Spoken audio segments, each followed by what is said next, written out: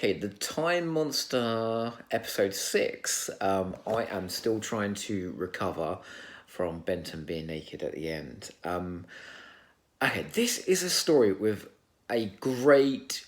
It's like a huge mixing bowl full of elements.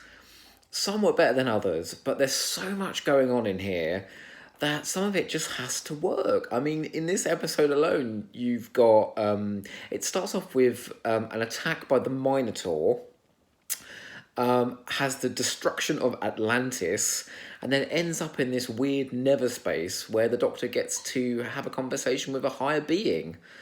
I mean, the ambition in this episode alone is huge. There's people frozen in time. There's TARDISes smashing into each other. It's literally insane how much they try and cram into this story. Oh, by the way, there were more kinky guards in this story. That's 3 out of about 8 stories I've watched now with kinky guards in it. There's definitely a theme going on here. Also, the Minotaur muscles. I mean, to be fair, it was just like a Minotaur head slapped on, a particularly buff bloke, but all the same. It's quite fun to see the Doctor bullfighting with his cape. He was quite adept at that, actually. Those sequences shot on film actually look very, very nice. I really appreciated the conviction of all of the actors in this, all of them, because the Atlantis scenes are quite stagey, but they are really giving those scenes some conviction. And you have some great work as well from the costume designers, the makeup people.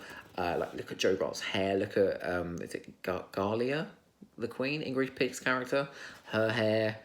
Yeah, it looks good. The sets are very theatrical, but it does look quite good. Of course, there's that beautiful sequence between the Doctor and Jo, the Daisiest Daisy sequence, where Jon Pertwee just kept me enraptured throughout that entire scene. And look at how Jo looks at him in that scene. Their relationship is kind of at its zenith here and in Series 10. They're clearly completely besotted with each other. And the writing there is just beautiful as well. Jo once again tries to sacrifice her life, that she really, really does love this bloke. She's willing to throw away her life every other week, which led to the Big Finish story, The Many Deaths of Jo Grant, which almost took the piss out of it.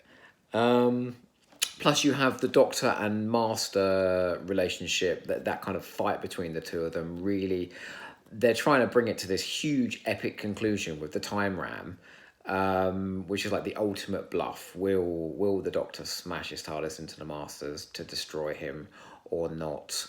And the Doctor kind of admits that he wouldn't, but Jo gets in there first and does it for him.